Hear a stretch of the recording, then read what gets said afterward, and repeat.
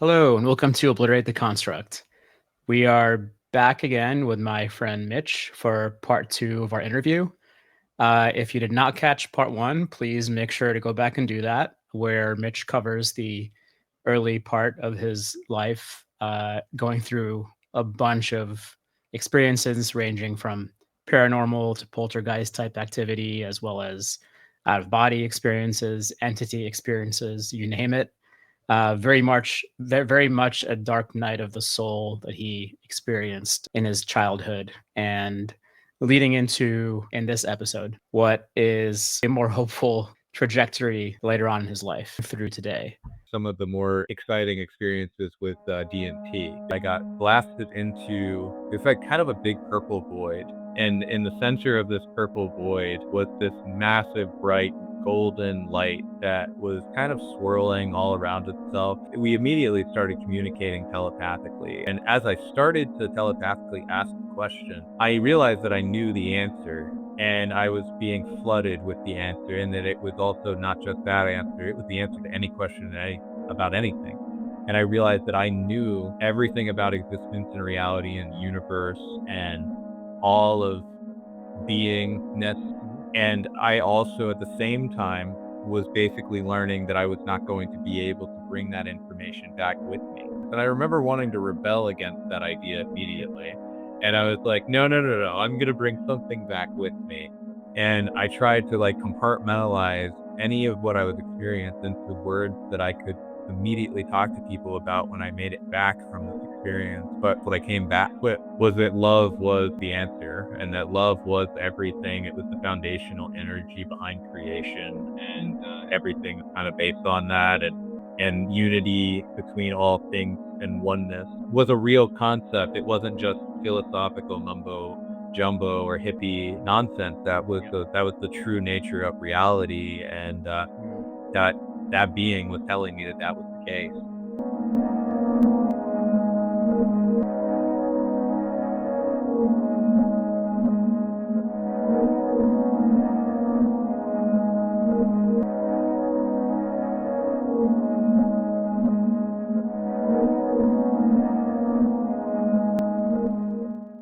If you didn't catch the last episode, Mitch is a lifelong experiencer whose journey into the unknown began at the age of 2.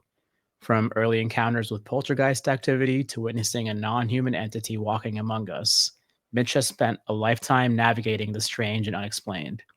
As a teenager, their curiosity led them into the occult, bringing both insight and anomalous health incidents that deepened their understanding of unseen forces. Today, their experiences have evolved into profound interactions with higher density beings, past life connections, and a deeper exploration of consciousness, reality shifts, and the metaphysical mechanics of our universe.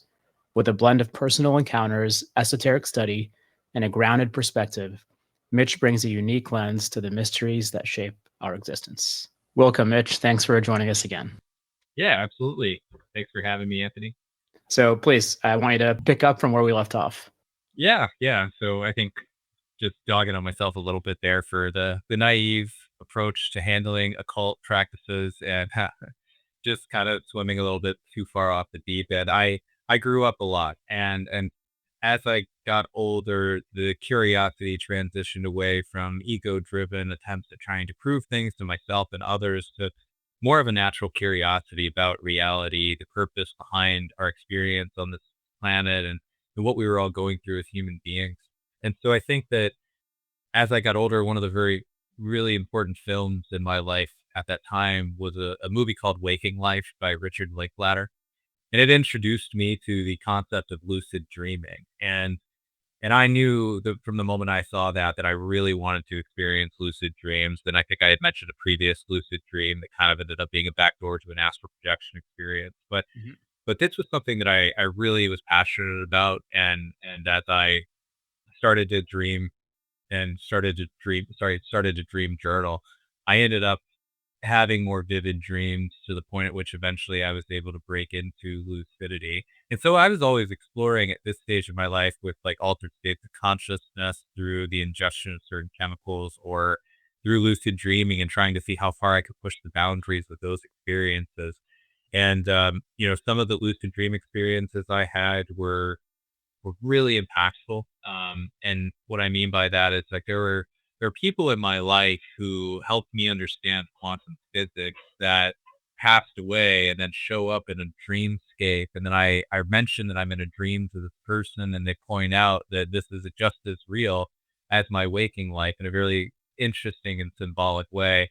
And Wow. so, lucid dreaming was always something that felt like to me a deeper connection to consciousness in a way. And people always say subconscious, but I'm starting to really kind of visualize consciousness itself as something that is just consciousness. And it might be something that is primary, whether we're tapping into it while we're asleep and subconscious or not. It is what it is. And the interesting thing was that like I ended up in a dream where I was at the end of a speech and debate tournament. And now this friend was always notorious for walking around and he would poke people and he would say like really annoyingly, "I'm not touching you. I'm not touching you." And then if you argued with him, he'd be like, "No, no, really at an atomic level, I'm not, because what's happening is that we're really experiencing the sensation of the repelling force of electromagnetic frequency." And everybody's just like, "Shut up. Nice. That's not okay. You are touching me. Stop." And it's just something that was always funny to me. And so he ended up passing away a kind of freak accident. And Mm. I just remember being in this dream. It was the end of a speech and debate tournament. This guy was super successful. It was the award ceremony, the end of the time we're all hanging out in the lobby. And I see him there, and all of a sudden it just clicks like this can't be real, because I knew that he had passed away. And I had the biggest smile on my face in that moment because, 1, like, I was seeing him again. 2, I hit lucidity in a dream. This is amazing. Like, I had been seeking this experience out. I had been a really big fan of the movie Waking Life, and I've been doing the work to try and reach this point. And, Had you done some sort of lucid dream protocol before that specific dream? the only thing that I was doing was really trying to write down and dream journal so that I could start to have more vivid dreams. And the thing I was looking for my protocol was to try and find something about the dreamscape that was off, that hinted that it was Mm. a dream. So my protocol was actually just developed from the movie itself, where the guy says, like, I turn lights on and off and I don't see the lights change, which ended up working for me. Or when you see the text on a book or a cell phone or something like that, and it's all scribbly and moving around, like, those little signs actually started to work for me. But Yeah, then and those are recognizing actual, like, those are parts of actual protocols for lucid dreaming, like, to look for things perfect. that, yeah, that don't align with your waking state. In some cases, to actually do repetitive actions of these things in your waking state, so that when you enter the dream state, you do them and you realize something's off. So it's interesting. That worked out for me, yeah. But I think, like, one of the other triggers obviously was seeing that person. So I walked up to him, and the first thing I said was like, "Hey, man, it's great to see you." He's like, "Yeah, you too." And I was like, "Well, I guess I gotta come clean here. Like, obviously this isn't real, right?" And he's like, he just laughs at me and he looks right at me and he goes, "What do you think makes this any less real than your waking life?" And I was like, And then immediately I, like, have this zoom out effect where, like, I'm now looking at the entire place that we're in, like the school and the buses and the loop, and then I zoom out and I see, like, the planet, and I zoom out and I'm in space, and then I wake up and I was like, "Wow, Wow. that was pretty epic." And so I after that moment, I started to have more lucid dreams. They were kinda mundane, nothing super special. There were some where I was walking down the hallway of my middle school, and then this entity showed up and was, like, trying to attack all my friends, and I came into lucidity and was like, "Oh, well, let me summon a weapon, and now I'm gonna go fight this thing, and, like, I'm gonna win because I'm lucid and I can do that, and I can just, like, create that scenario," and I did. And so I started to have a lot of fun in my lucid dreams. They started to get really intense. But then I had 2 that I'll tell you that'll come up a bit later as having some meaning. But one of them was really interesting because I was in a city and I had a really bad feeling something was gonna go wrong very soon, and, like, it was imminent. And as soon as I'm, like, having this weird thought that something's not right about this space, explosions start happening everywhere and panic starts ensuing. People are like, running in all these different directions, and there are fissures forming in the city, and so whole plots and areas of land are splitting apart, and massive flows of lava are filling the entire area. And I recognize in this moment that I can fly and that I can do something about this. So I start flying towards other people that are struggling in these moments, and I find myself putting bubbles around them and then flying back to these really they were like black helicopters, but the interior of the helicopter, it had like a big open section, right? So I'm flying these people in, but once I got in, it was a lot bigger on the inside and could hold tons of people, like the inside of like a gym at like a high school, right? So way, way larger than the actual in like exterior. At this time, I'd never even heard about the concept of there being craft that can have larger interiors than exteriors, which is now kind of common in the UAP space. It's one of the things that Jay Bukowski had written about in his book, Skinwalkers to the Pentagon. So really interesting, like having these experiences in dream states well before I even knew about those concepts. But that was my mission. I knew I needed to help people. I was out there flying, putting bubbles around different people, bringing them back, and I was just doing that on repeat. And that's about all I remember from that dream.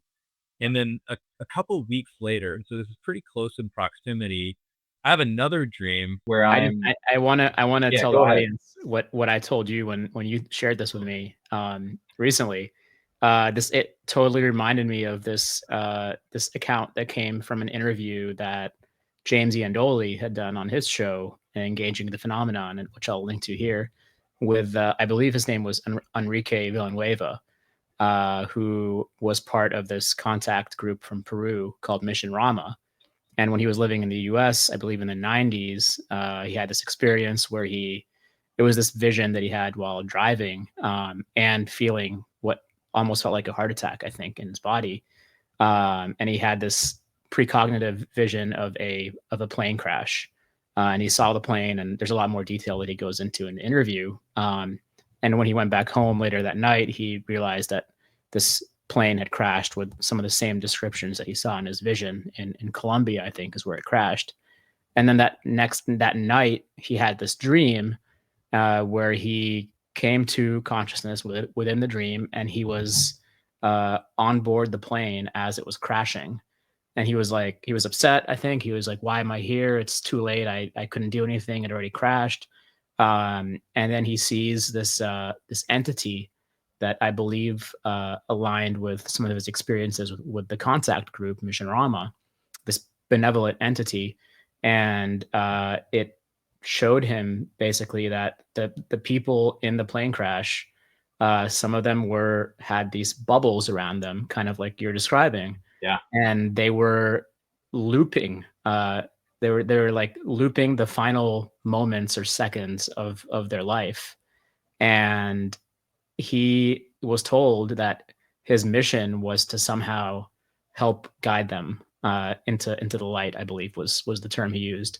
And he looked around, and there were these other humans there, like him, out of place, but on the same mission. And he Wow. said that he felt like some of them had no idea what they were doing, and they were just there, and they're probably in dream states, or what we call dream states, like he was. But they'll wake up and they won't even realize what they were doing and the help they were doing. That's pretty phenomenal because in the dream, I wasn't by myself. I felt like I was part of a team. I was just one of many who were flying around and doing this because this was a huge event and there was a lot of people that needed help at that time. So yeah, even just hearing that's pretty phenomenal because like, yeah, I definitely was not acting alone like the single savior of this group. I felt more like I was, I guess you could say like a conscript or soldier who was doing some kind of a mission or something like that. So it more felt like, um, and yeah, like there was another dream that I never really connected to this one, which I'll connect later, but it was a flood.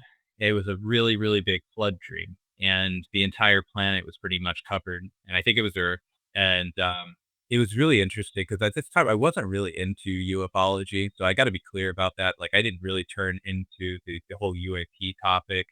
I was vaguely interested in it, I say, because of my adjacency to, like, parapsychology, and then I was really into a lot of different conspiracy theories when I was younger, but like age 17. So I didn't give a lot of thought to the topic. I always believed that the government was going to lie to us about this anyway, so it was never something I really truly focused on.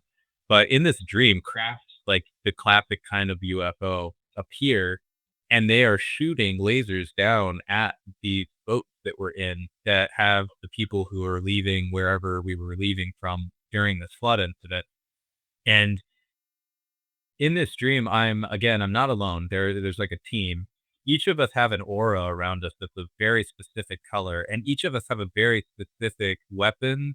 I say weapon, it doesn't necessarily need to have a connotation of being used like as a weapon, but we each had some kind of an artifact, I would say, that gave us that particular color, and it was tied to what we were doing, and we could all fly, and we were out flying around trying to stop the lasers and the craft from damaging and destroying our boats. And at the same time, there's lightning everywhere. It's a very vicious experience. There's hurricanes everywhere. So just massive spinning water spouts all around us, lightning all around us, these craft coming at us. And it was just extremely intense, but it was so vivid that I never forgot this dream. And it was one of the ones that I wrote down, and I just like had a gut feeling that these two dreams were some of the more important dreams I needed to remember and carry with me throughout my life. That was 13 years ago now. So yeah, really, really interesting experiences. But And did you feel or do you remember, were you human in that last dream that you mentioned? that's a good question. I what I'll tell you about a little bit later is maybe not. Like I don't know. I don't think so, but also like could we have been humans that had a higher level of consciousness at that time and were more actively engaged in leveraging advanced technologies? Like yeah, probably. And if that were the case, maybe we wouldn't have appeared as human. Um, So more but along the lines of like ultra terrestrial territory. yeah, Okay. yeah, probably. Um, and so, yeah, I would say that those 2 dreams and all these, like, lucid dreaming experiences certainly opened my mind up to, really delving into altered states of consciousness through psychedelics, and, like, I had, an experience first with LSD that was just kind of beautifully mind-blowing, just a wonderful experience of feeling unity and connection to everything, and I, like, fell asleep while listening to Weird Fishes, Radiohead's, like, In Rainbows album, and I woke up, and after that happened, I, like, went to take a shower, and all of the water that was, like, all over the walls was sentient. Like, the water moving with light reflecting off of it was intelligent in a way, and there was structure, and there was design, and if I really, like, focused in on the water, I could tell it was a city. There was, like, so much structure that there were stoplights, and I was watching traffic patterns move with these little balls of water with light reflecting out of them, and they were also all, like, kind of, like, aware that I was looking at them and kind of fearful, and, like, it was just such a strange experience, but then I realized that I could also start to manipulate my own audio interpretation of, like, anything I ever wanted to hear, and Mhm. so I played around with this a little bit where I was able to hear friends of mine singing an opera of, like, whatever I wanted to. Like, I could hear 2 friends of mine talking about a random conversation that never happened, but I would hear it plain as day, and I had the ability to kind of manipulate that at will, which is Mm, pretty interesting to me. yeah. Um, Like you were creating reality essentially. yeah, yeah, that was a great way of putting it. Yeah. There was another LSD experience that happened far off into the future several years later where a similar, like, ability kind of became unlocked, and it lasted for 72 hours.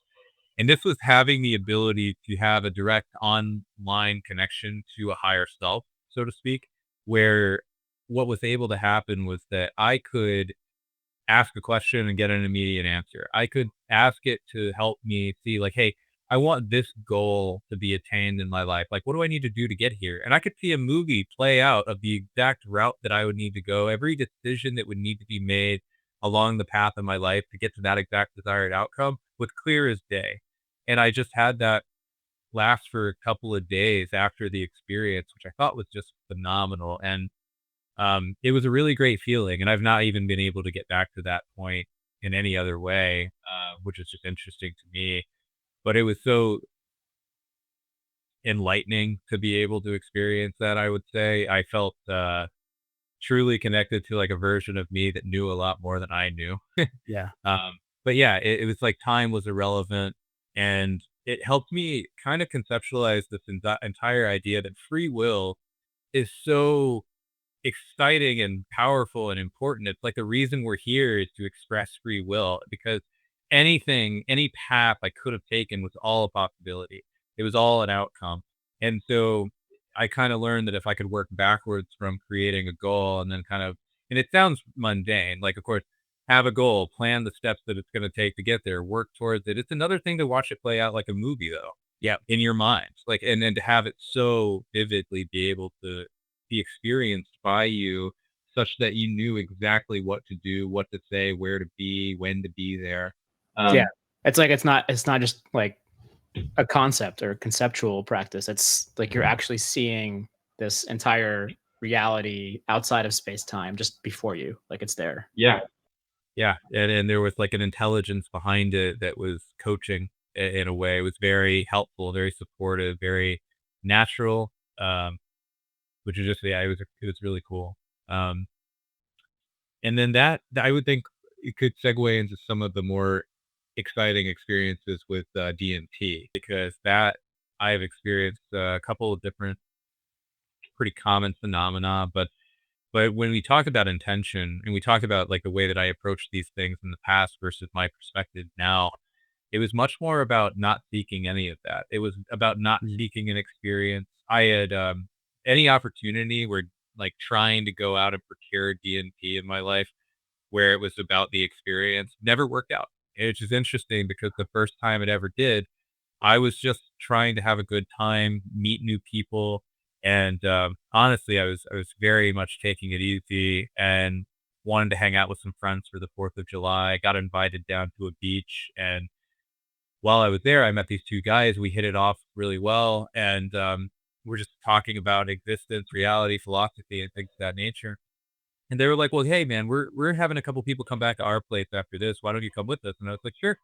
Yeah, more than happy to." And so really cool, great group of people, very spiritually uplifting. And when we get there, they're like, "Hey, have you ever tried DMT?" And I was like, I've actually tried to find it a few times. It never really worked out." And they're like, "Oh, it's like that sometimes." I was like, "Well, that's funny you say that. Well, why? Why do you guys ask?" And they were like, "Well, we're chemists, and I make some in this laboratory environment." And the other guy was like, "I make some in my home." And so they had 2 different types that they make, and I think now we know what those 2 different types are.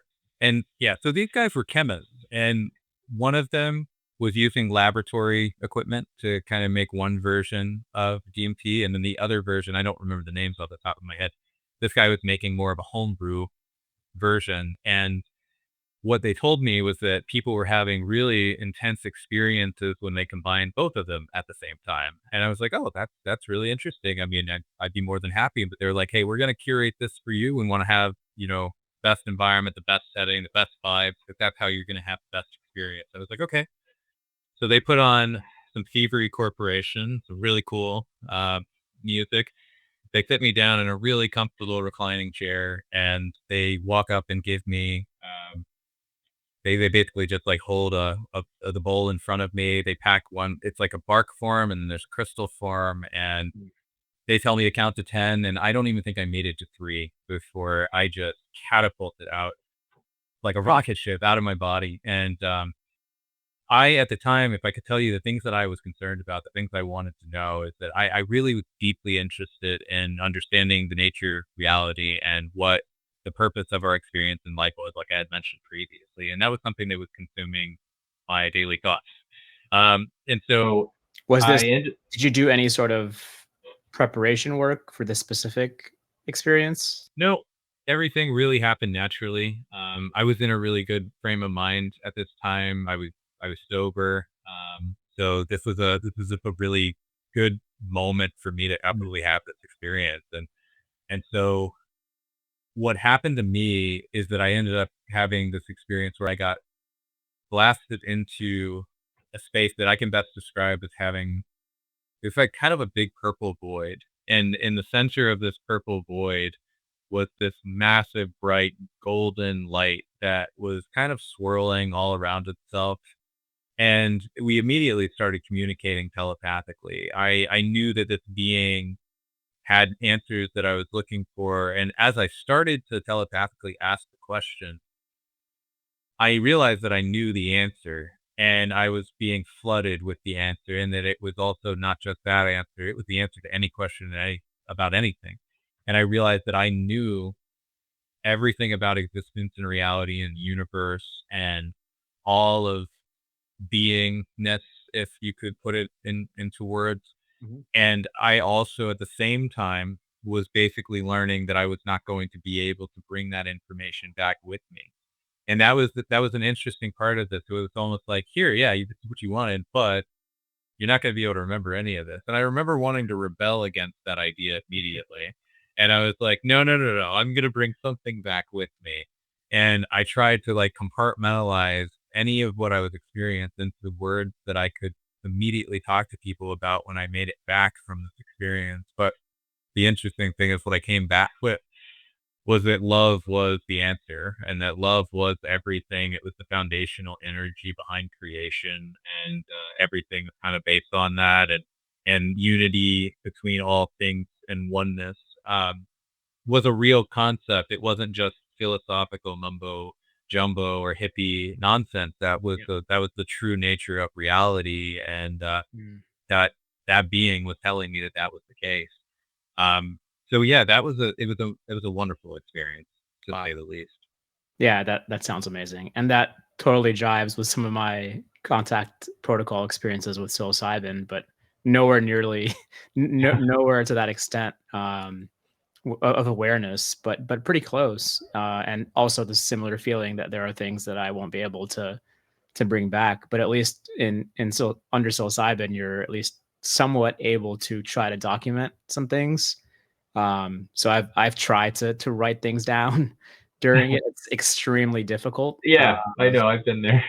Yeah, and there are times when I'm like recently I was doing it and I was like that I felt like there was this force preventing me from writing them Ah, down, like because I listen to this shamanic drumming while I'm in my protocol, and I remember like I'm trying to type stuff in my phone, notes of what I'm this knowledge that I'm gaining and this experience, and then all of a sudden like one of my earbuds would go out, or it would seem like what I'm typing gets deleted or something, and I was like, yeah. oh, it felt like a masculine energy, and I was like, "He's stopping me from doing this," like as if it was some force or spirit or energy that was somehow part of this illusion and stopping me from being able to retrieve that knowledge. That's interesting you said that. It makes a lot of sense. That's kind of how I felt. I remember expressing a lot of gratitude in that moment, and feeling a lot of overwhelming warmth and love, and just kind of like there was humor involved as well. Like, I had a sense of humor that, like, I finally like, I was in the middle of asking the question and I knew the answer. It was like, "Haha." Like,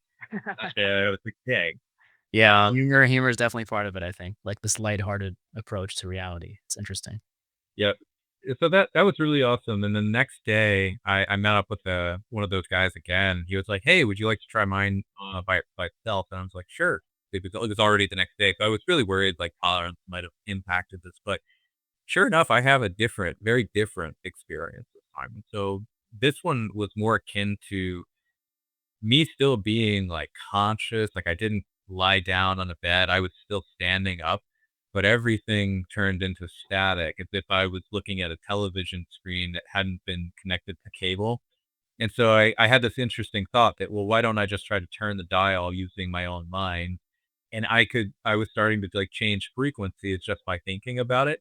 And as I honed in on one particular frequency, I saw these like, it was really strange because like it's kind of like they were standing in a place that was did much a different setup than the room that I was in, because they were through a wall and in a hallway, like standing in where like another wall would be.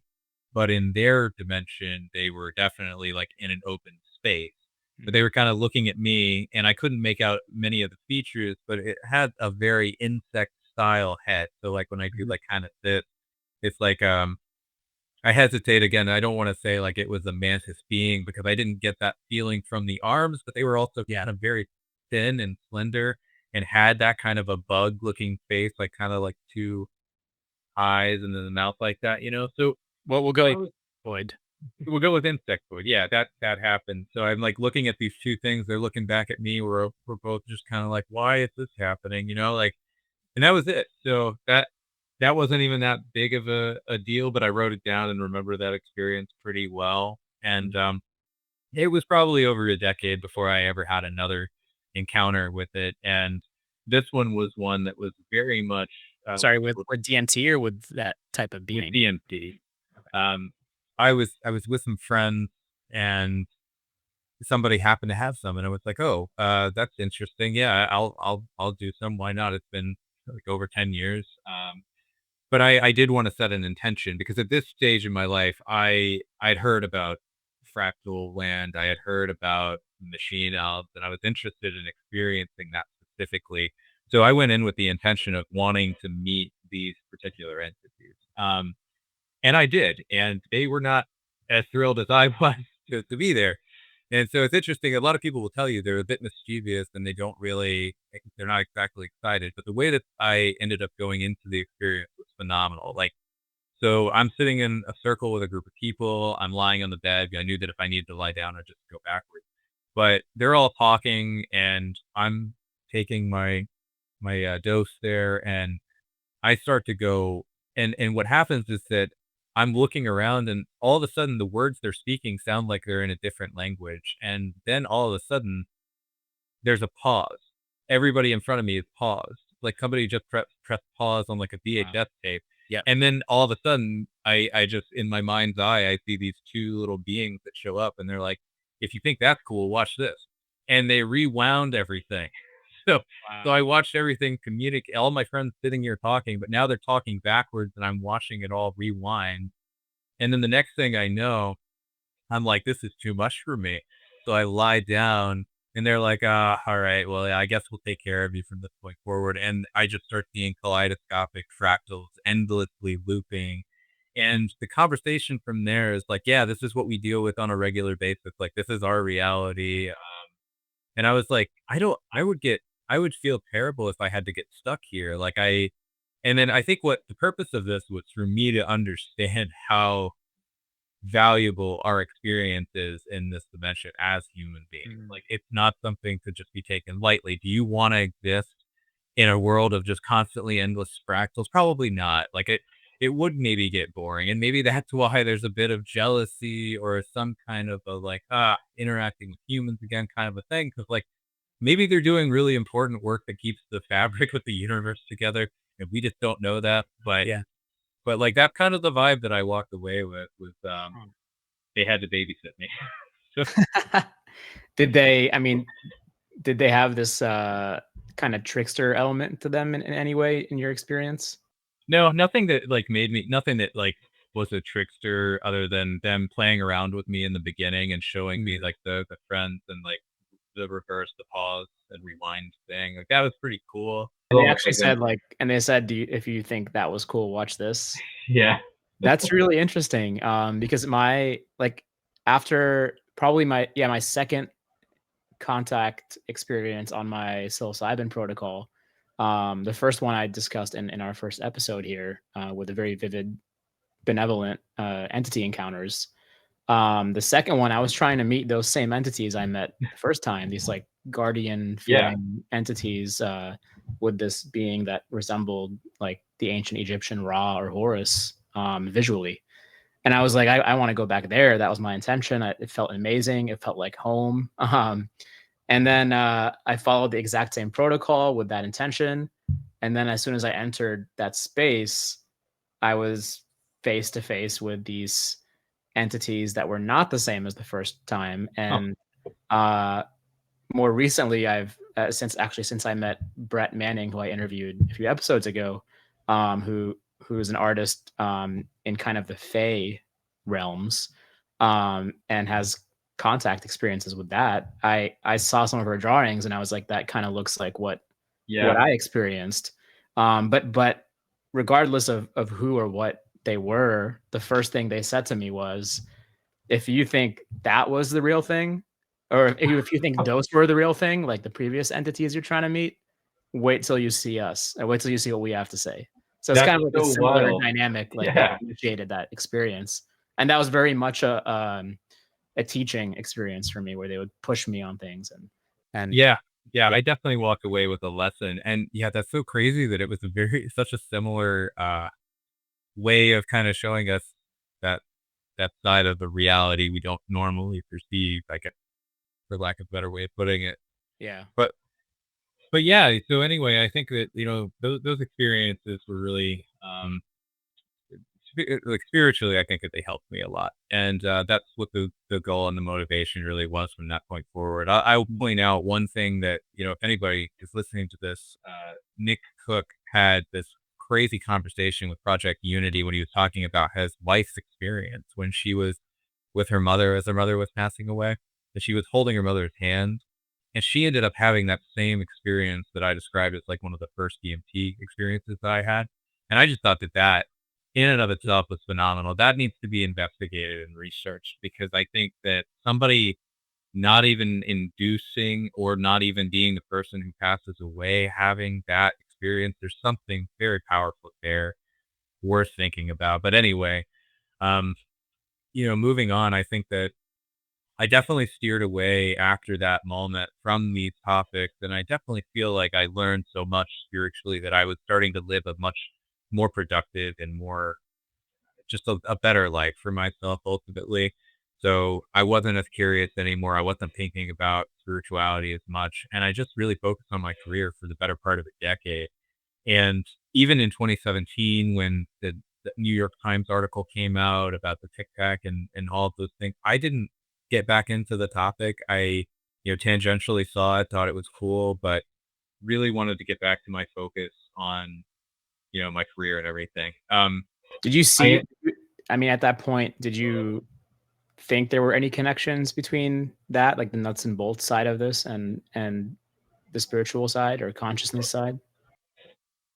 the reason I would say yes to that question is because of a UAP experience that I had back in my mid-20s after when I was kind of going through this exact same time of exploring the topics we just covered, but this UAP experience was like me going out to a waterfall that I really enjoyed meditating at, and I say meditation, I wasn't doing meditation, I was really just kinda, like, closing my mind and lying down and Mm. Yeah, drifting off. Kind of a form of contemplation rather than yeah. meditation.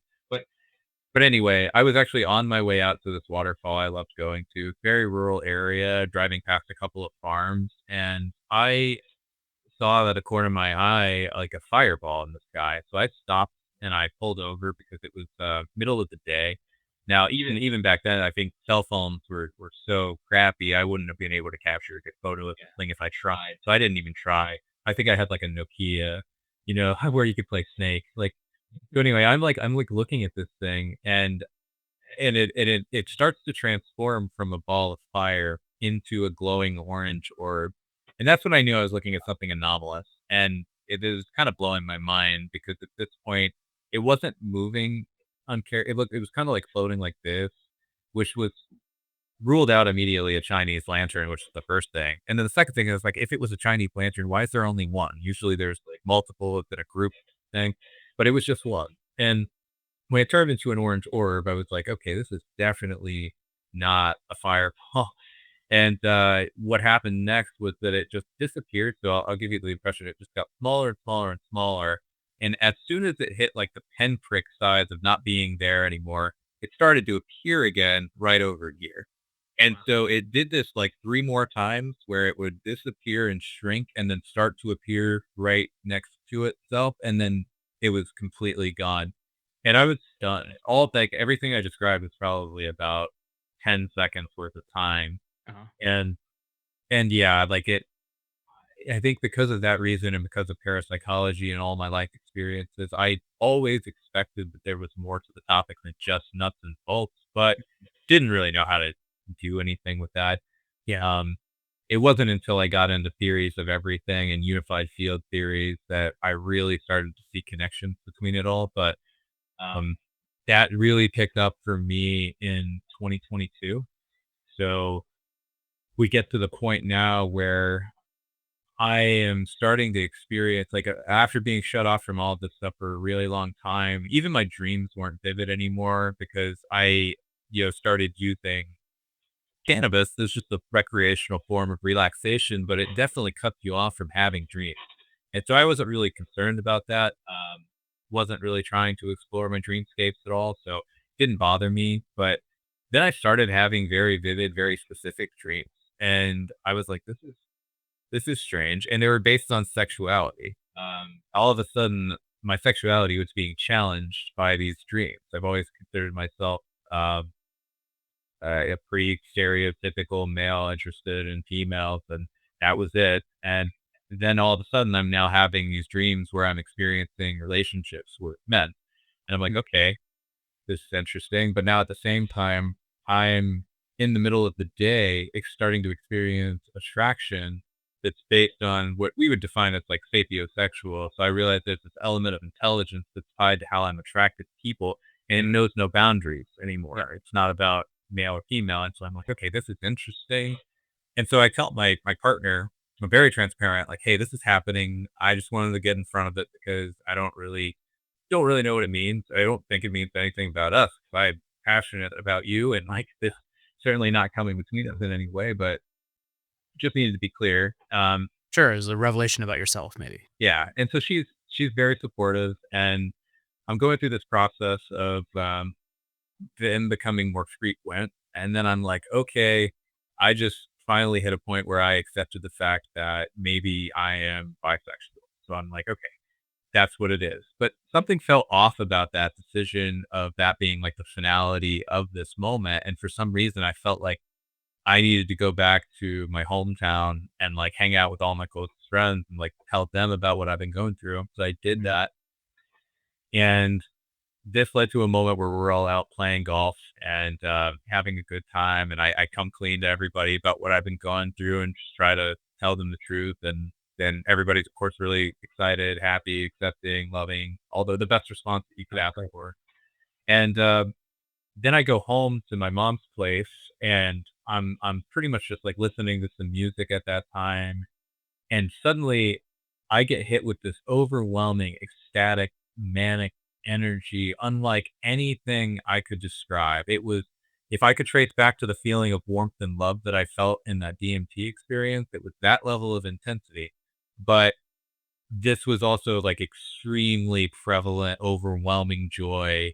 And it was almost like being on some type of an ecstasy or MDMA kind of an experience. I think I had mentioned this to you when I was talking to you. Like I felt like I could shoot lightning bolts out of my hand. Like I was shaking. My mind was racing with this thought of basically what was going through my head was you've broken free of heteronormativity. Heteronormativity being the illusion that's prevented you from having true intimate relationships with other men the way that you probably could just as much as women. And it didn't need to be sexual. And I really want to make that clear is that that's not the way that it needed to go. That awareness that you could have stifled yourself from saying I love you to a close friend who's male because we have indoctrinated into ourselves that even that is something we should avoid. Like now men are more open about it, but it's very slowly happening, like, yeah. And I think that that's when I was listening to one of your other podcasts with Janice, it really kind of came to fruition with me understanding what's going on right now. I think that there's been such a suppression of the divine feminine aspects that we all embody, regardless of who we are, that it has to manifest in some way. And so if it gets suppressed, it's going to burgeon up and it's going to be explosive. It's going to be a moment where you're not expecting it and suddenly you just get hit. And now you've got this newfound awareness. And I think it's happening to people everywhere right now because there had to be balance in some way. And when there's such a lack of balance due to centuries, if not more, of years of us pushing away from that as men, um, it's gotta come somewhere. It's gotta go somewhere. So now I think that like that experience to me, of that ecstatic energy in like a 24-hour period where I just like was uncontrollably, overwhelmingly joyful. felt to me like what Jake Barber experienced when he said he had that exact same kind of overwhelming love and compassion, and he teared up and he cried. Like, I was going back and forth between laughter and tears and, like, not even knowing what was going on, and all of this, thankfully, in, like, a very like, sheltered room by myself where, like, nobody had to witness me going through all of this, but it felt great. And I mean, I came out on the other side of this feeling like I'm a whole human being now. Like, there was a part of me that wasn't there, that was there and just struggling for Mm, so long, and to finally be able to be a part of that again, definitely just feels great. And was the that happened to me. And then 2023 happened, and the David Grusch, Ryan Graves, David Fravor testimony in front of Congress blew me away because I so trusted Dave. sorry, Go ahead. just to go back to that briefly, I mean, that's amazing, and thank you for sharing that. That's, you know, that's not easy for a lot of people to do, and, I do think there's something about these experiences that has to do with authenticity, this, like, radical transparency about yourself and your true nature, that allows you to break through some of these constructs and conditionings and illusion that, keep us separate, I think, and keep this suppressive masculine energy that has dominated separate from the feminine, the divine feminine.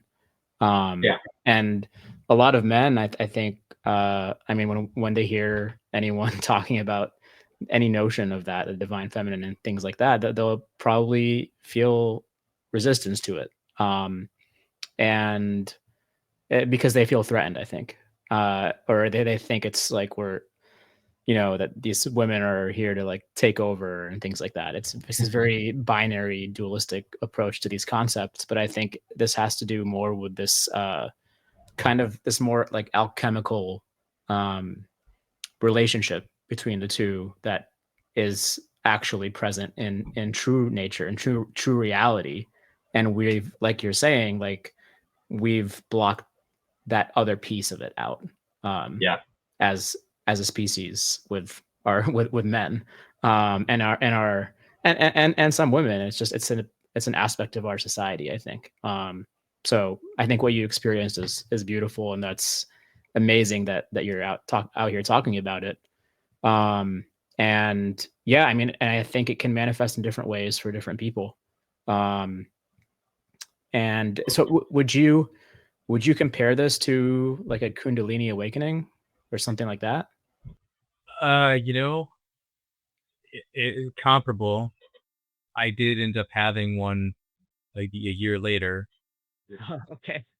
So, I comparable in the sense that, yeah, if you think about different chakras, or maybe the complete opening or clearing of one of those leading to these types of Kundalini experiences, you could have more than one, right? You don't just have one Kundalini Yeah. experience. But some people have a spontaneous one and then work really diligently to have a really full one. So, yeah, in a way, it was very much like that. And I think it's really a moment I didn't even see as tied to what happened over the next 2 years until I look back now at the Mhm. last 3 years, and I'm like, "Oh my god," like, these are all connected, and everything has always been connected, even everything I told you about even in the past. So, yeah. So it just gets more intense because, when the Grusch, Faber, and Grave testimony comes out, I knew I needed to pay attention for some reason. I got sucked back in immediately, actively participating in the Discord and Reddit communities, talking about UAPs, like using the best of my abilities to debate against skepticism with an Mhm. open-minded approach to, what other experiencers have been saying, and all, tying all the logical elements of this together to have really, sound arguments. It got to the point where I ended up trying to become a moderator on the Reddit community because I wanted to help clean up the toxicity in the space. But I thought that this topic was going somewhere really important, and it was really important because when you saw David Grusch talk to Jesse Michaels and the Yes Theory team, there was an element of spirituality that they tapped into, where David Grusch talked about turning towards religion as a result of this, and that stuck in my head for some reason. And I was having arguments with skeptics at the time online about remote viewing and whether or not that was legitimate. And as an experiencer with everything I'd already been through, it was like, well, yeah, I know all of this stuff is real and that it's something that you can experience. So, of course, I'm going to lean into my experiences, but I'll take a methodical approach. I'll share all of the different studies across different governments that did have these programs. Let's look at the success that they experienced. When somebody's doing something and it works 50 to 70% of the time, that's pretty successful data. Yeah. And so, like, I don't know how you can really continuously argue against that being legitimate. Does it work better than a camera that is installed somewhere and it's on 24/7? No, absolutely not. Because the effort it takes to actually do this stuff, it's taxing on the body, and it's not always accurate. I can tell you 100% of the time, like, even from the experiences that I've started to have, um, it's not always accurate, and what you're getting is, like, data that really doesn't even have meaning sometimes for days and weeks and even years in some cases. So that's something you have to take into consideration. Like, obviously, we're trying to fine tune and understand this a bit more, but it isn't a full science yet that we've wrapped our heads around. So, needless to say, I decided to get into the gateway tapes because I was like, well, I'm going to go through whatever protocols were being used back then to train these people up. I've obviously had experiences in my life, so I know I'm open to this. I already have the mindset that's necessary to cultivate this. So I even had the telepathy background from that one experience in Mm. my childhood. So I was like, For those who aren't aware, the gateway process is one of the initial training methods developed by the Monroe Institute, and it's still around, and it employs binaural frequencies overlaid on top of guided meditations that are meant to help you access some of these altered states and altered forms of awareness of being and this wider reality. "Yep, yep, that's true." That and it hit me like a ton of bricks. So I didn't know what to expect going in, but I knew I wanted to do this the right way, and so I had intention behind it. I knew that I wanted to do this not based on ego, not trying to prove anything to anybody, because it felt more like, something that I needed to do, and that I really wanted to finally be a part of this, like, broader narrative, and, if I could help humanity in some way by doing this, that I needed that to be my goal.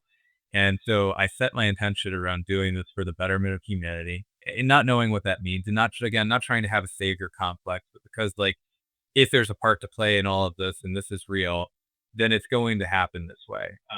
So I also decided at this moment that I was going to abstain completely from any kind of substances. I wanted to be sober and I wanted to actually detox.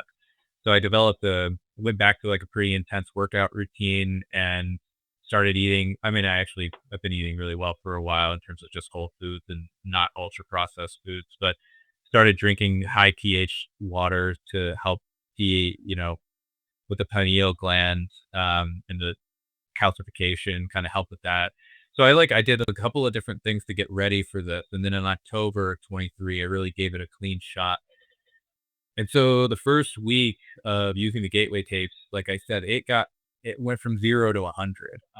I think on week 1, I got to release and recharge as one of the exercises, and I was thinking through traumas that I had experienced in my life and some of the things that I hadn't forgiven myself about, the things that I was kind of the skeletons in my closet, so to speak. And in that exercise, you're sort of putting them into an energy conversion box.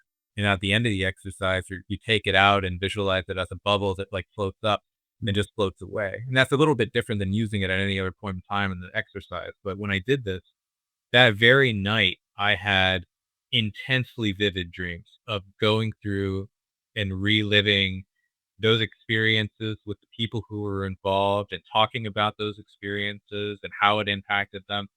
And I woke up the next day, like, tired and exhausted because, like, that was intense. Like, a lot of that stuff I wasn't really thinking was gonna happen right off the bat, right? And so then the middle of the day, that following day, a download hits me, and I say a download as what I mean for anybody listening that doesn't know what that really is like. It's like having a thought run through your head that is not something that you would have been able to think of yourself. Like, if you were to think and contemplate on something, you know the boundaries of your own mind's capability. So when thought comes in and you're like, "Holy shit, I never would have thought of it that way."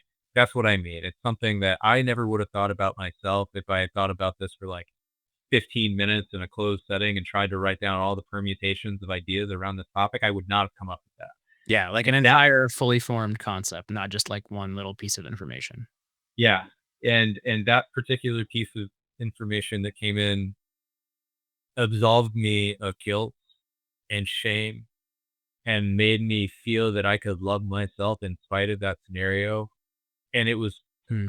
that's I mean, that was it was amazing. So I'm like 4 days into the Gateway tapes, and I'm like, "Oh my gosh," like, I didn't expect it to be about my own spiritual growth as an individual, but Yeah. it didn't really stop there. I started having dreams about people who were in my life that I hadn't really cleared karma with yet, and I was getting newfound perspectives on people that I was holding grudges about that I hadn't let go of, and I'm, like, meeting with them in their dreams and seeing a side of their lives that and here's the thing, and I'll be very clear, I don't know that, like, these dreams are really what happened in their life. I'm not suggesting that, like, if I had a dream about a person who was really abusive to me, and then I have a dream that they had an abusive father who was an alcoholic who treated them terribly, that I came out of that knowing that that's what they went through. What matters is that I was able to forgive them and I was able to move on from that. So whether it was my consciousness kind of giving me a way to get over that, or I was experiencing a real version of reality that they went through,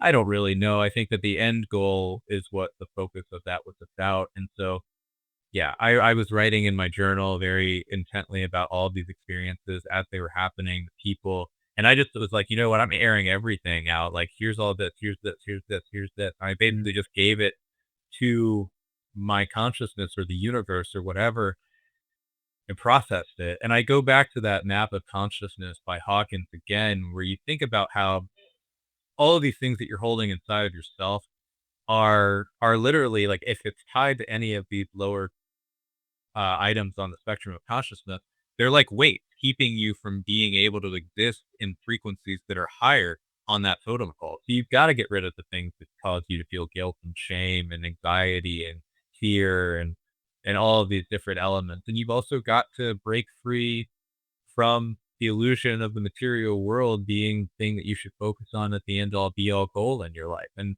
that ends up happening to me because the next night I have an incredibly vivid dream that I'm floating in an ocean in a canoe. And as I'm floating in this ocean in a canoe, a little bit of fear starts to set in because I recognize that there is a massive thing coming towards me. And I've been deep sea fishing once and seen a great white shark, and that's terrifying in and of itself. So I'm already scared that something that's like the size of a building is barreling towards me and it's under the water so I can see the shadow. And then right up in the front of the canoe, this massive white gold dragon like flies up into the sky, and I can see all of its scales are like rainbow colored, like radiant. And it comes all the way back down and it just rests face to face with me. And then the fear, I'm like looking at it and we make eye contact directly, and I can feel the fear inside of me and I can feel it melt away. Like it really does just kind of go from fear to melting into awe and just being incredibly shocked and in awe. And then it turns into love. And then it turns into a feeling of wholeness. Like I'm looking face to face, almost like at myself, but I reach out and I touch it on the side of the face.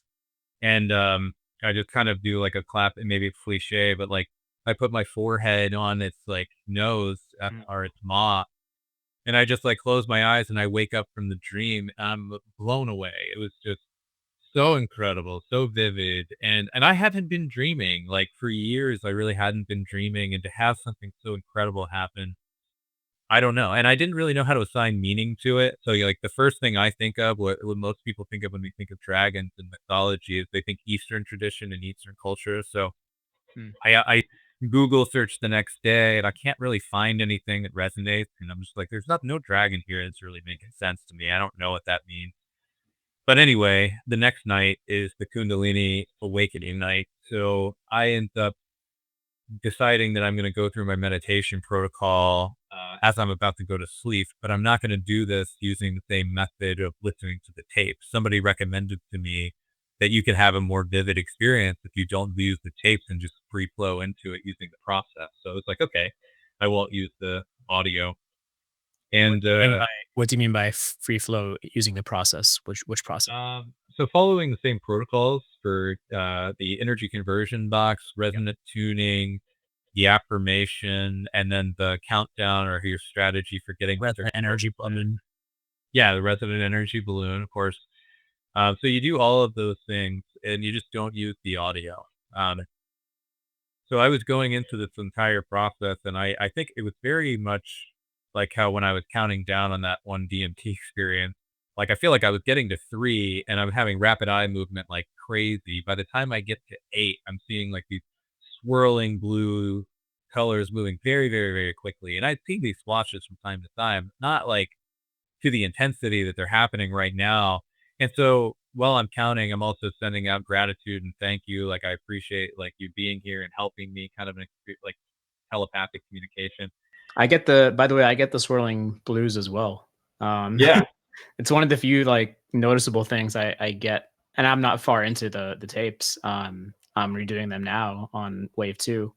But I, yeah, yeah, I I get kind this of like feel like it's a sentient energy of sorts, yeah, in and a I way. I've gotten it, I always describe them as like lava lamp looking, Yes, colors or they can flows. take shape too, which Yeah, and I've had it happen to me during the one time I did a past life regression as well. oh I would wow. see those coming on too. Yeah.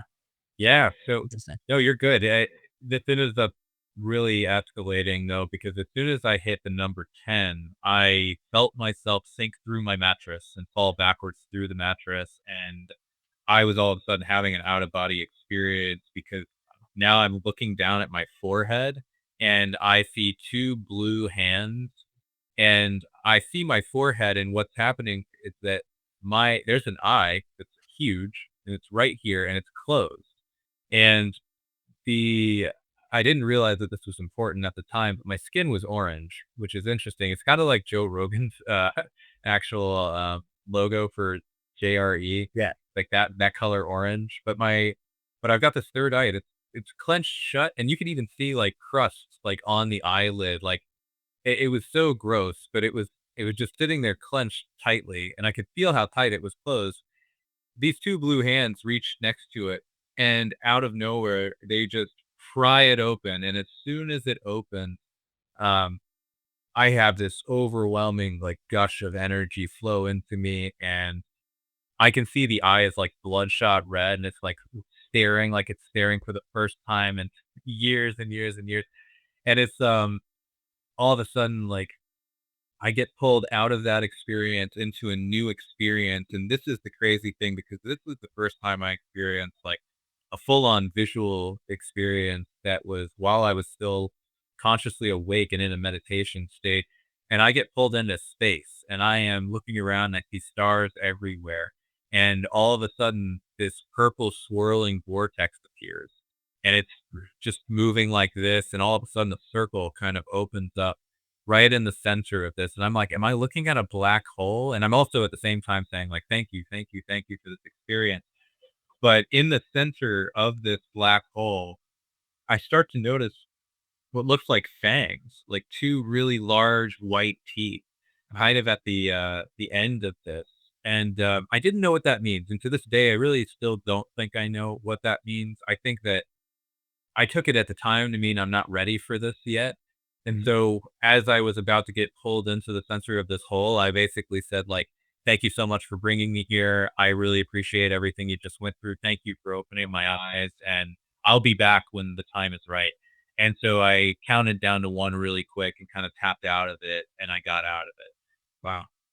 So yeah, that was what I would say is a Kundalini awakening. Because after I did my research on what happened, and I had been reading Bentov's Stalking the Wild Pendulum at the time, and realized there was an entire chapter associated with Kundalini awakening. So it was really the third eye being open, the blue being, and I come out of that with this intuition that I need to immediately look into Hinduism because I felt a pull towards it because of the blue. Like I just felt like if there are cultures that have developed religions, around experiences with entities that are blue. Well, there's one culture in particular that I know of that I might want to check into. So I felt that pull, but I was specifically Did you like, feel sorry, did you feel go any ahead. did you feel any effects on your physical body after this experience or during it? There was the overwhelming warmth and kind of electricity again. Mm. So yes, I would say there was a physical sensation. Like the body did warm up. Like I was really hot when this was going on. So there was the warmth, the feelings of love, connection, and a little bit of electricity were all kind of there. But Wow. And were you so you said you were kind of free flowing. Were you listening to anything like in terms of music or frequencies? You just did the initial process you mentioned and yeah, my wife was literally in bed sleeping next to me. Like wow. that close in proximity. I don't know what made this. Oh gosh, I do know what made this night special. So yes, this is October 14th in 2023, and that was a very, very special lunar alignment. October 14th was the Ring of Fire eclipse. If you remember, it was called the Ring of Fire solar eclipse, which only happens like once every so and so amount of time. I don't think it's going to happen again until 2036. Mm. But you know, and I'd never been into astrology, but I'm telling you now, I am. I pay attention to lunar cycles and solar cycles, and like when the energy should be most optimal to practice. At that time, were you into that or you went back No, actively? no, it was a retrospective, like going back and looking and being like, "Whoa, this is the night that that happened to me," and I had that wild experience. So I'm definitely paying attention now because I Yeah. can be focused on trying to meditate specifically during these events. Wow, that's fascinating. Yeah. Um, so, you know, things kind of escalate a little bit more from there into me having more vivid experiences during my meditations. I reached focus state 12, which is expanded consciousness. And this is where remote viewing happens. So I ended up the very next day, I had an experience where I was looking down in an apartment complex or like in an apartment, and I saw a person like in an orange t-shirt walking around, and they had like grabbed a cup of coffee from their kitchen and went into their living room and set it down. They had like sat down on their couch, and then suddenly I get the feeling like, why am I invading this person's privacy? And I like snap out of that vision Mm. altogether, and I was like, that was wild. I can't believe that just happened. Like, so it goes into my notebook and my journal, and the next one that happened was that I was really struggling to communicate with my wife about all these experiences that I was having. Like, I didn't know how to bring it up really. I didn't know what she would think. And so I really wanted to kind of write something down that would be meaningful. So I like in my meditation asked for some type of support to help me see something that might help me talk to her. And she would have to be like, oh my gosh, like that makes so much sense. And all of a sudden she believed that it was real. So it wasn't, I was trying to set the intention not from a place of ego or trying to prove something to somebody, but to help her feel that like I'm not losing my mind and that this is actually happening. And did And she know about your past your history of experiences? Okay. yeah, yeah, yeah. So anyway, I did ask for some help and support, and I ended up seeing a bull. Like this bull appeared in front of me and just kind of like stared me down. And I was like, "Hi, I don't know what this means. This isn't really what I was asking for." And then it goes away. And that was like one of my first experiences outside of the blue entity hand that I think was like another entity that might have more meaning than that. Um, but the next thing I see is like a setting where there's a table and she's at that table and there are 3 other people, very specific people that I knew were at this table, and there was like a dessert in the center of the table. And, I tried to bring this up casually in conversation, like later that evening when she was home, and I was like, "Hey, did you happen to have lunch with so and so and so and so?" And the answer was yes, and I was like, "Are you guys at like a circular table and you guys have like a dessert in the middle?" And she was like, "What?"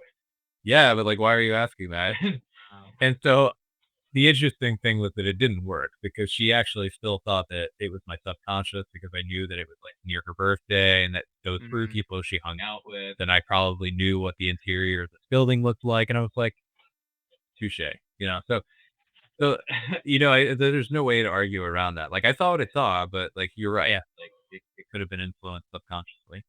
Um, yeah. So those were some of the first experiences that I started having with Gateway, and, you know, the next time I went into Focus 12, I had a vivid vision of a staff, this beautiful staff, ornate, golden, adorned, white colored staff that had a very large clear crystal on top.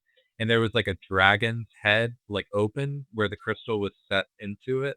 Mhm. And there were like steampunkish elements to this staff, and I didn't know what that meant, so I just, like, wrote it down, and I really remembered it, and I knew it was important, like, it's again, like, there's always this an intuition that I have sometimes where certain things I just know are important, so I Yeah. pay closer attention to them than other things that occur, like, there have been times where I've had experiences that are just didn't really seem relevant, and I don't write them down. This one was something I knew I needed to remember, and so I wrote it down, and I ended up using AI to create a version of it, which helped kind of solidify what it looked like to me. And then that was really kind of it. I sort of fell after all of this that I just described. I had like one more really vivid experience that I think was wild. And there are some synchronicities tied to this where I have an expanded consciousness experience in Focus 12, but this time I had the thinking feeling again where I got pulled out of my body and I ended up in a place that was like being on a hill. It was a grassy knoll, and there were people everywhere, and everybody was like looking around, like, "Oh, look, like he made it!" Like, and they ran up to me, and they started talking to me, and I couldn't understand the language, and some people weren't even opening their mouths, but I was hearing everybody's excitement, and everybody was basically telepathically communicating in a language I barely understood, but I also knew what they were saying at the same time, if that makes any sense. So it was like I knew the language, but I didn't really know what was going on, and it didn't sound like English at all. So that was happening, and, Was that this before telepathy tapes or after? this was before, this is 2023. I didn't know about the telepathy tapes yet, and I'd never heard of the Hill at that time. So Huh. this is what gets crazy. So I end up getting introduced to a dog that's there, and the dog's name is Sirius, and it's in the form of a poodle, a really, really nice looking like brown poodle. And I knew that there was this concept of energy food in the gateway process where you could conjure up like energy food. So I attempted to do that even though I hadn't made it to that lesson yet. And I wanted to feed Sirius.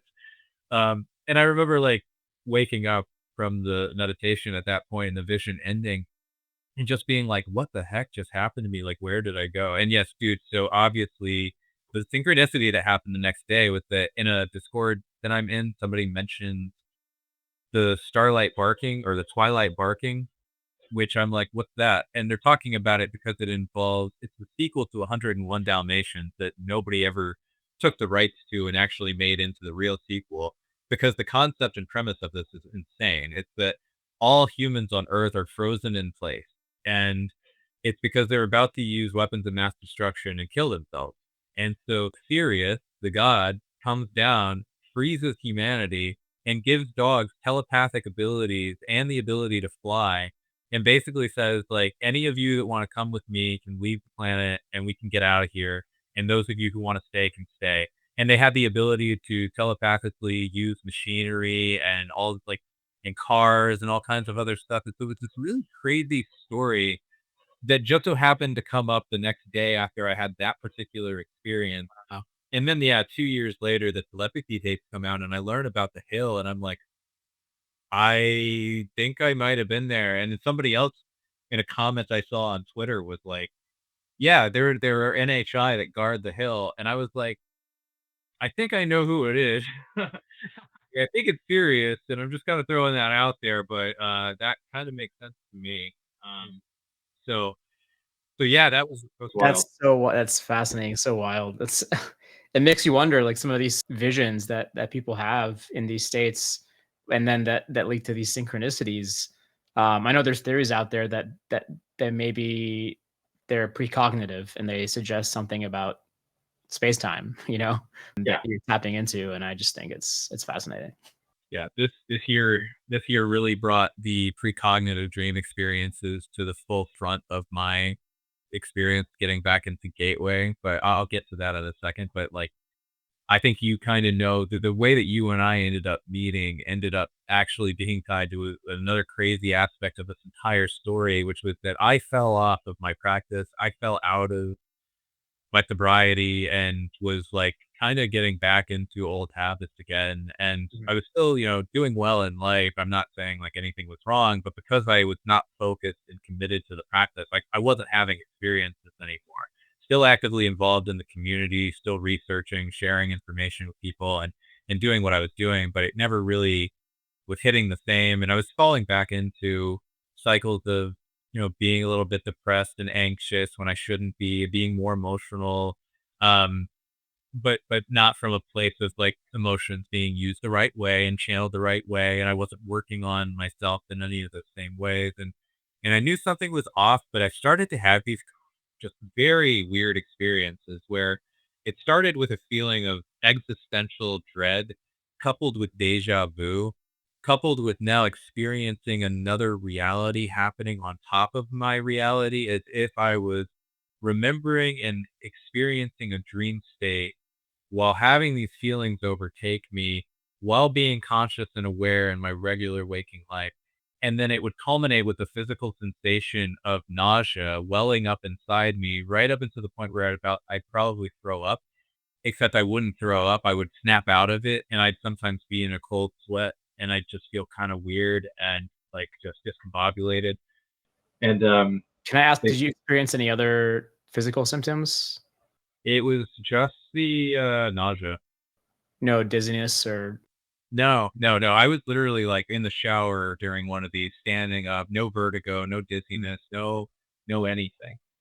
because Um, I've heard the nausea as a symptom of people describing exactly what you are in this concept of like shifting timelines or entering different timelines, and it came up recently actually. And multiple my people. mom, I mentioned this to my mom, and she brought up Tyler Henry, this Yeah. psychic, the celebrity psychic, and you like, whenever he does this, he gets like really sick. And I was like, I don't watch or know who he is, so no, I don't know that. But that's interesting. Yeah, I guess that's kind of an explanation of maybe what I was going through. But um, anyway, I started having these moments, and they were getting really frequent. I started to get worried, like anybody would, that maybe something else was going on that was health related. So I did some digging, and I found the closest thing that came to describing what I was experiencing was called an aura, which is like a pre-seizure episode. And there is feelings of deja vu that are associated with it. But usually you're also like, this is like when the moment where somebody kind of freezes up. I wasn't freezing up in these moments at all. Like they were happening to me, and I could still move and think and be in different positions. Like you said, there's no dizziness, no anything. Mhm. So I was like kind of skeptical that that was it, but there was nothing that came close to describing it except for that. And so I did what anybody would do, and I went to see a doctor, and I got hooked up to an MRI machine, went through that, got hooked up to an EEG machine and went through that. And they said that they would be able to tell if I was having any kind of seizure episodes because there would be something that they'd be able to pick up on, and there was nothing. It came back completely clean, and that made me even more concerned because I was like, I don't know what to really do with this now. And somebody who you've had on your podcast named Janice, I knew I needed to connect with. Like I just had this knowing that I needed to reach out and connect to Janice. The first time I was exposed to her, she ended up in a community that I was a part of. I reached out and said, "Hey, would you want to sit down and talk? I've had a lifetime of experiences, and I think that we might be able to mutually benefit from sharing stories." And so I'm talking to her and I get to telling her about what I just mentioned. And she's like, well, hey, why don't you write this down? Why don't you sit down and try to figure out if you can walk away with any kind of a message from this? Because it was really difficult. It was like waking up from a dream and then having the memory of it cut off so that you wouldn't really remember what was going on.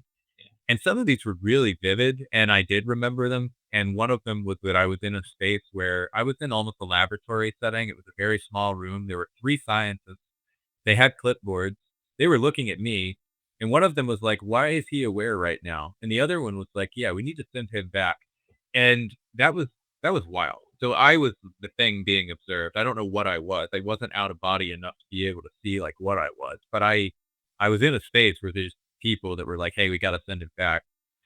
Then another one, I was in a craft hurtling through space, the entity that was next to me was actually piloting the craft, and it looks at me, and it was kind of like Rick and Morty-esque, where like there's a little bit of like banter of like what like just we weren't exactly friends, and it wasn't happy that I was aware. Again, there's like this level of them knowing that I was aware, not being happy that I was aware. Almost like, why are you even feeling this right now? And then I kind of snapped out of it. Those were two of the craziest, most vivid ones, but the ones that started to stand out the most were I was interacting with people that I knew of in these online communities. And I recognized a couple of people because I had seen pictures from different events where they had been together. And that's what I recognized. And then I started to realize that I was with these people in some kind of a side timeline or alternate version of a reality or like this meta reality where we're talking about the conversations that we're having in this reality from a planning perspective. Like we need to say these certain things, do these certain things, and do this in a specific way to drive this narrative forward so that these outcomes occur. And that was something that started to really make me consider there was more to what was happening than me just having some kind of brain issue or neuropsychological issue. And then it culminated. Did that feel like they were like that meta reality was outside of time? Yes. Yeah, I would very much describe it as outside of time, and that we were trying to manipulate timelines from a productive and co-creative, but also positive stance. Like we were definitely we're not the bad guys Yeah. in this scenario, but yeah, feeling the energies of all the people, recognizing that like who they actually all were was like the first step of recognizing what was happening in some of these, and then one of them occurred where but everybody was mad at me, and I can't forget that part. I knew there was a part I was forgetting. Everybody was always mad at me, and I was like at the end, there would always be, like, almost like a finger pointing thing, like, "We need you to be a bit more involved. We need you to be a bit more aware," like, something like that, and then in one of the last experiences I had before I decided to go cold turkey and quit substances, get my life back on track, and get back to meditating, you were the person who came up to me, and you grabbed me on both of my shoulders. This is the only time anybody had even, come that close to engaging with me in this space, but you kinda shook me and you were like, "We need you to stop drinking. We need you to stop smoking." And at this time, you and I had never even communicated online, I don't think. We were just a part of the community, and, I knew what your face looked like. Yeah, Now the you thing that gets in a photo. crazy, You had just seen a I'd only seen you in a photo, Yeah. and so you do this, and then in my actual life, in our reality, I end up being in the same city as you within, like, a week or 2 of this happening, and we Oh, actually get to even meet. before that, like you ended up in an even smaller group chat community where I Yeah, was, and yeah. there was only like Yeah, 20 that's of us actually there. great point not to forget is that the group so I had the experiences that I'll get to right now, but after I started dedicating myself to the meditation practice and before you and I get together, I immediately get like within the first week in my Focus 12 experience, I am now looking at a landscape of a desolate desert. There's a pyramid, there's a sandstorm raging, the sky is insanely vibrant, like, it's like looking out into the galaxy itself, but you can see all of the stars and planets and the different but it's all red. So it's not Earth. I didn't feel like it was Earth, but if it could have been Earth, I don't know. What happened was that I heard a voice, a female voice in my ear that said "red ball," and I was like, "That's that's wild." So I wrote that down, and I remember feeling like something was buried underneath the sand. So this is cliche. Like I'm not assigning a lot of value or meaning to this because I come out of this and like everybody thinks there's something buried somewhere in Egypt or under a pyramid or under this thing. So I'm not trying to overanalyze it. But then that night I have a dream where I walk out of my bedroom and I go into my bathroom and I realize I'm not actually in my real waking life because my bathroom is flipped. So again, that trigger being the recognition that something's off about the dream experience. But I knew I needed I to. wanna say I've had experiences where I've felt like I was all of a sudden like I glitched into a different timeline or reality, and 2 of them have happened in a bathroom. Where I'm like, whoa, this is not. Wait, this feels familiar, but it's not familiar in this reality. Like that kind of. Yep. Wow. Yeah, that's exactly what happened. It's so the recognition kicked in immediately that I wasn't in my waking life, and I wouldn't even say I was lucid as much as like I just knew that that was the case. But I opened the shower curtain because I knew something was behind the shower curtain, and standing right in front of me is this just beautiful, immaculate, like dark black colored skin woman who's naked, but she's covered in so much jewelry that like she's covering up her breasts with these golden necklaces that come like all the way down. She has a headpiece on, and like the color of her skin is like the night sky with the moonlight kind of causing a little bit of brightness to illuminate like more on like in the center, and you can see little dots like almost like stars, right? She had this very like cool galaxy look to her.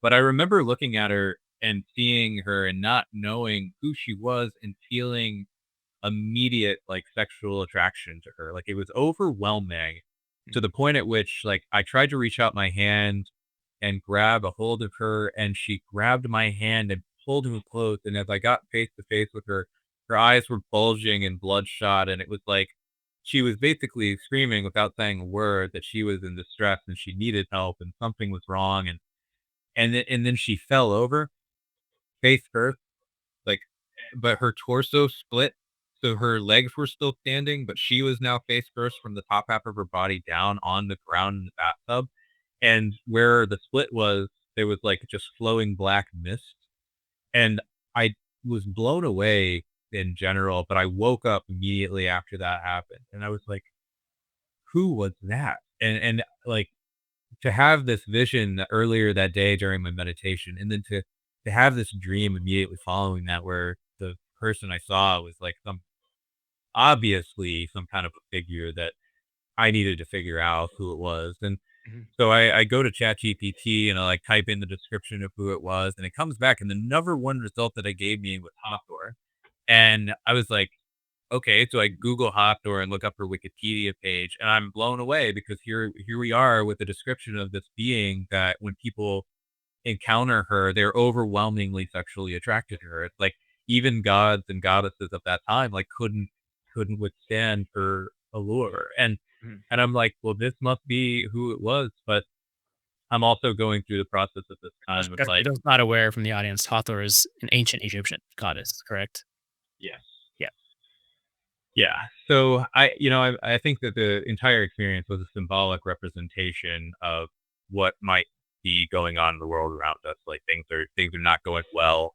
She's divine. She's connected to all of this. I don't know if it was like her representing herself as an aspect of the divine feminine and symbolically representing the suppression of the divine feminine that's going on in our reality. I mean, so many different meanings that it could take. I think Yeah. but knowing that that happened, I immediately reached out to Steve, the CIA agent who kinda had his crazy experience where he ended up having the communication and three-day excursion with contact, and I was like, "Hey," he and I had developed a relationship after his story first broke and shared ideas and experiences, and so he was like, "Hey, I need to bring you into this community," and that was the community that you were a part of, which was already like a super small community, and yet you were there, and you were also there in these crazy experiences that I had recently had, like, a week prior, um but yeah, so I end up Yeah, I remember you right. came in there and you were like, yeah, we've kind of I've we have a story, we've met in some other timeline or reality, and you shook me out of you shook me when I needed it and helped me out. And I was like, what are you talking about? Yeah, I know. Uh, It's probably a pretty interesting way to meet somebody. It's like, "Hey, thanks for waking me up in a different timeline." But yeah. And then you end up in my town about a week yeah, later, and we met up yep. in person. So that was cool. Yeah, it was awesome. I mean, obviously, there are more synchronicities that occur when I started the gateway process, like, even the dreams that I would have, I would you talked about precognition.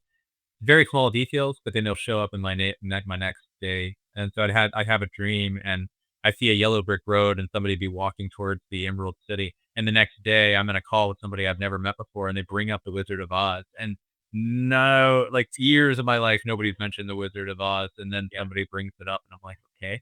And it's small things, they're mundane, I don't assign meaning to them other than it being like a sign that you're deeply connected so much so now that you're probably going to have these moments that feel precognitive. Maybe they do have meaning in some cases, not all, because some of them are really, really mundane. Like when I Yeah. say my wife was watching Bridget Jones' newest movie that came out, but I had a dream the night before of being at the party scene in that movie and talking to somebody who reminded me of a friend I had in high school who looked just like Bridget Jones in this movie. Like that's just weird, you know, there's not a lot of meaning I can assign to that, but it's a great story and it means Yeah. a lot to me. But yeah, I mean, like those types of things start to happen more and more frequently. I had a friend of mine who is his company is opening up an office in Salt Lake City, Utah. But I found that out the day after I had a dream where he and I connected for the first time in like 5 years in this dream. We haven't had a relationship in a long time. And like he tells me that he's living in Salt Lake City, Utah, and he's with kids, and this is clearly like 10 more years in the future from now. And I'm like, "Oh, Salt Lake City, that's weird." I know that he lives in, like, Northern Cali, and of Yeah. course, like, the next day, I see it that they're expanding to Salt Lake City, Utah, and I'm like, "What?" Like, Wow. these like the things are happening more and more frequently, the more I focus inward and continue the meditation practice, and, yeah, it's been phenomenal, and I think to get to the point Hey, man, that sorry, I've I'm gonna been. pause for a second. Yeah. Uh, alright, go ahead. Perfect. So, you know, I think with some of these experiences, I started to recognize. I think I had mentioned I was pulled towards Hinduism and Advaita, Advaita Vedanta. I always mispronounce that, but I knew I needed to like look into that, and it's the whole entire concept of consciousness being non-local, and the aspect of the Maya being the illusion, Yep. and the world that we see around us being a construct rather than actual reality. And so And there's I get extreme focus on non-duality as well. That's exactly. yeah. And so I end up going through all of this, and I start to go backwards through a lot of different events in my life where I had like these near death experiences where at the moment of impact and sudden death, I'd be instantly somewhere else. And something, it was like, it would be like sometimes waking up from a dream. And when it wasn't, something anomalous would happen right after that. And it would not make any sense. And so I plugged all of this into GPT and I'm kind of digging around like, what entities could be associated with this culture that also like have been maybe could have been involved in my life. And it comes back and it's like, oh, the goddess Kali, obviously, because of time, destruction, the shattering of illusions and all these things. And she's also an aspect of the divine feminine, but a more intense aspect of the divine feminine, which also had a lot of parallels to my life with like focus on dance music and this culture that I was a part of for 17 years. And so there's all these little elements that just tied me and I felt like so intuitively connected to her. And so I created an altar. And at this time I'm trying like I felt drawn to understand the meaning behind all of these experiences. I felt like there was a connection that I was missing. And if she was the one who shattered illusions, maybe I could make an offering to her and try and piece this together. So I did, and I asked for her to help clear up the illusions around who I am from a past life and who the dragon was that I met in that experience. And that night, I end up in a dream and I become lucid. And it's like the first very, very lucid dream I've had in a while where I hit lucidity and I was still doing things. And so the way the stream played out is that I'm on a dock and a fish pier, and it's like a fishmonger warehouse type situation, but it's at night and nobody's there. But my wife's with me, and I look down towards the docks and the ocean, and there's like these closed doors where these like huddled zombies are behind it. And I knew that if I kept going that way, the zombies would come out, and I knew I needed to go a different direction. So I just looked at my wife and I was like, "Hey, let's go this way this time." So I turn around and we start walking the opposite direction. And as soon as we do that, a voice in the sky comes down and says, "Celestial dragon souls are eternal." And I snap out of the dream. I wake up and I'm like sweating and I have a ringing in my left ear. And I just knew I needed to communicate telepathically at this moment. I was like, "What's the name of the dragon?" And out of nowhere, Ouroboros hits my head. And I'm like, "Okay, that's interesting." So I go and I like dig around and I type in Ouroboros celestial dragon. And sure enough, there's tons of pictures that look just like the dragon that I saw. in the dream. And like I had not heard of celestial dragon like before it came through as a voice in the dream. So I like I had mentioned to you 2 years ago, I was looking up Eastern dragons and kind of dropped it because I didn't find anything that resonated. So after this dream, like after asking for help in an offering to an entity or non-human intelligence, and then all of a sudden I have this experience that's visceral that leads me down the path of finding that out. And then I like all of a sudden I knew the orange skin, the staff, and the dragon meant something. And so I'm like, can we combine all of these elements for some idea of what might be going on? And the interesting thing I'll tell you is before we get to this, I had asked telepathically for my name, and I immediately received RA-EL, like spelled in that specific spelling. Mhm. And I looked up, is there anybody named RA-EL in history? And the answer was no. So I was like, okay, I'm crazy. Just data element, I'll ignore. So I tie all those things together, and I suddenly get back that there were some priests in Atlantis that wielded divine power, that had mythical weapons, and that they were helping the culture of humanity at that time understand the law of one and teach them the law of one and their relationship to these higher forms of non-human intelligences. I was getting these constant ringing in my ears that were culminating with me now knowing like they're not gods. They don't want to be perceived as gods. They are just interdimensional, higher dimensional beings that have already navigated beyond where we're going through in this dimension and density. And they're just trying to help us do the same thing in the same way that we help with animals and plants and cultivate environments that help them proliferate and grow. They're doing the same thing with consciousness as the medium to interact with us and have us grow and eventually understand our relationships with them, which is a whole other conversation. But And I told you my first experience was with those guardian type beings, and the first thing they told me was, "We're not gods, but you made us into gods." yep, Yeah. yep. Yep, the cargo cult theory is absolutely correct. And so, yeah, the whole like conversations with Callie got a bit more jovial after that.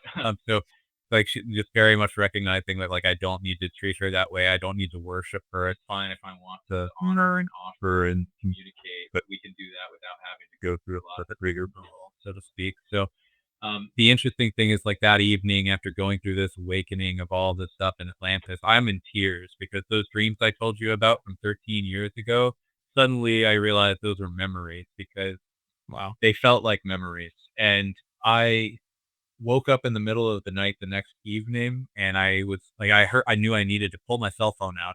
I knew I needed to go to a particular Reddit thread and it was like, click on this link. And it took me to a website that talked about this entire story of the Sons of Belial versus the Sons of the Law of One. There was a civil war in Atlantis that started with the myth use and the creation of weapons of mass destruction using crystal power that was converted into volcanic power and control over fire. And the entire city broke apart and split apart and had lava and volcanoes and explosions. Everything I described from that first dream Yeah. was Was the first experienced. civil war of Atlantis. Wow. And then the Great Flood in Atlantis was obviously, they don't need to go into too much detail on that, but that ended up being the second. That was like the final thing before they fled to Egypt and South America and continued to kind of work with those cultures and push their teachings and build more pyramid type structures and things. And And that's from the raw material from the Law of One. no, that was actually from this website that I was telling you about, that it just has one story about this, and it's channeled by Edgar Cayce, and this is the part that blew me away there. I basically just, like, my jaw hit the floor because as I'm reading about Edgar Cayce's channeling, he ends up being told that he's a sun priest that actually was part of Egypt at that time, and he went by the name RA-TA. So that's when I was like, "Oh my god," like, I didn't think there was any significance to the RA-EL, but, like, then I read all of this after having all of this stuff happen, and I'm like, "This is insane." So, anyway, to summarize everything, I think the core message here is that if you look at the history of that culture and what happened, it was artificial intelligence, robots, cloning, genetic modification, DNA, and splicing different species together, over-reliance on materialism and service to self and worshiping self while pushing God away. I guarantee you that people who are not spiritual in our world today, the ones who are atheists that are walking around that don't have a connection with source or God or anything, are going to be the first ones to put brain computer interface technology hooked up to AI into their head, use it to control robots using the telekinesis technique, telepathy to have this always online communication. And that's going to be this big schism that we see in society today. So I think all of this meditation and spiritual work has basically hooked me into a particular narrative about a cycle that we could go down, a cycle we've maybe been down before, a cycle that might be like a more metaphorical narrative. I don't know, and I don't have these answers. I don't want to ever come off to anybody like that's what I'm trying to profess. I'm just somebody who was really interested in the topic, who did the work necessary to, I think, achieve states of consciousness that help you learn things. And that's what I've walked away from this experience. And so I'm very staunchly going to be against putting anything like that into my head. And there was just a brilliant Shaolin monk who was recently interviewed, and he was like, "What do you think about this push towards singularity and technology?" And he's like, "The world's always going to stay in balance." He's like, "I'm not worried about it at all. It's going to get weird, and you're going to see this proliferation. You're going to see people go to Mars because that's a thing that's going to be possible. But you're going to see the opposite extreme continue to flourish in the same way, and people are going to turn inward and recognize what it means to be human in a way like never before."